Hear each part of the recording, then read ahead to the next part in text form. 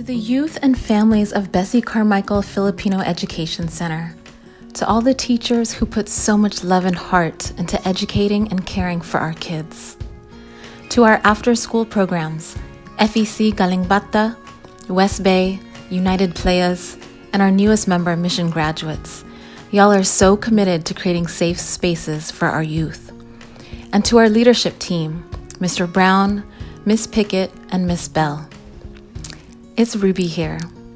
Some of y'all know me as Jamila's and Malik's mom.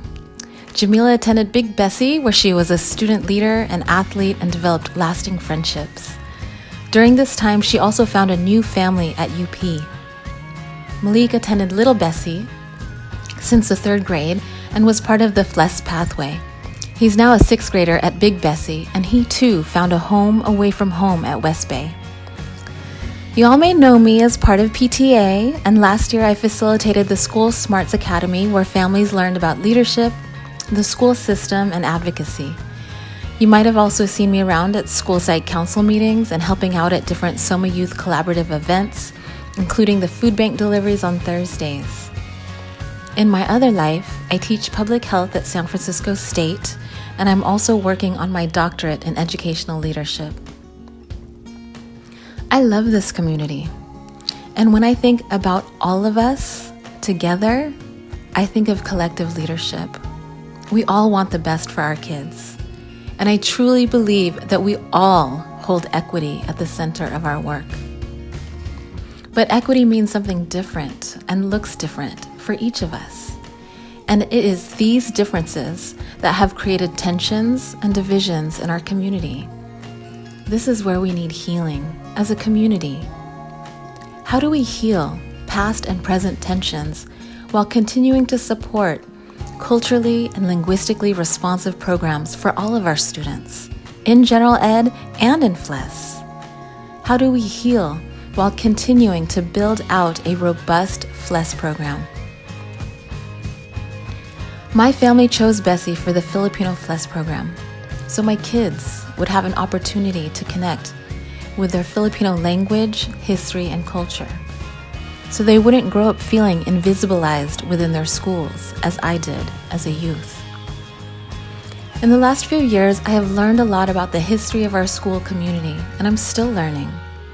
I sense that Filipino families have feelings of hurt and distrust towards the school district as a result of top-down decisions that have challenged culturally and linguistically responsive programs originally organized by the Filipino community.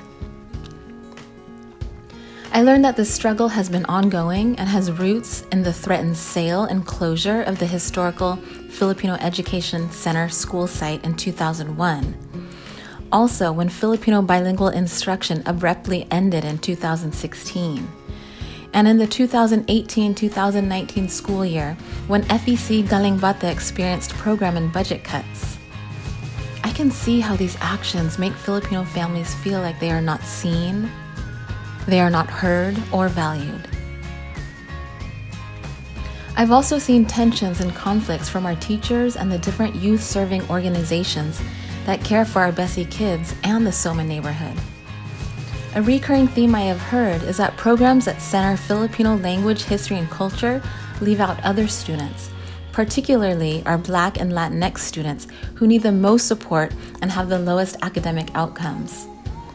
This narrative also argues that it is unreasonable and inequitable to continue supporting Filipino programming within a school and political climate of limited and dwindling financial resources. That is, unless the dollars are used to benefit everyone. Let's have culturally and linguistically responsive programs for all of our students. Culturally responsive pedagogy is about having high expectations for our students and developing cultural competence as well as critical consciousness. It's about promoting academic success and students' well-being. It's about honoring students who they are when they walk in the door. It's about valuing their rich cultural backgrounds and family experiences. And culturally and linguistically responsive pedagogy is about honoring and valuing students' languages, as well as applying second language learning principles with our emergent bilingual students. San Francisco Unified School District's Vision 2025 calls for having all students to be culturally competent and multilingual. What an opportunity it is for all of our kids to learn about Filipino language, history, and culture. Think about the last time you turned on the television or watched a movie. Was it about the Filipino experience? Think about the last time you were at the grocery store. Did you see any Filipino faces on the covers of magazines? To all you adults, did you learn anything about Filipino history in your school? Where are Filipinos represented? As the second largest Asian American group in California and the fourth largest immigrating group in the United States, we have not been seen, heard, or valued. As the third largest monolingual group in San Francisco, we have been invisibilized. Filipino is the third official language of San Francisco. This means that after Spanish speakers and Chinese speakers, Filipinos are the next largest monolingual group with limited English proficiency. There is a crucial need for translation and interpretation services. Our FLES program and the proposed dual language immersion program are opportunities to create the pipeline of bilingual and biliterate Filipino speakers to fill this need. Let's move beyond this divisive rhetoric and let's focus on taking care of our kids. Moving forward, our educational leadership team will need to identify ways to restore trust within the community. Trust is the cornerstone for effective school communities. To foster a sense of trust, leadership practices and decisions must be transparent and grounded in integrity. Respectful and open conversations must take place where families, teachers, community organizations, and leaders align their goals of equity and student-centered learning. Specifically, conceptualizing and defining what equity means, as well as creating and implementing curriculum and structures that put equity at the center. Our school administrators, who explicitly identify as social justice and equity-minded leaders, must work towards collective transformative agency and expand their traditional conceptions of educational leadership. Their understanding of social justice leadership must move from a model of community involvement and engagement to one of empowerment and organizing, where youth, families, and community members are actually centered in all decision-making processes.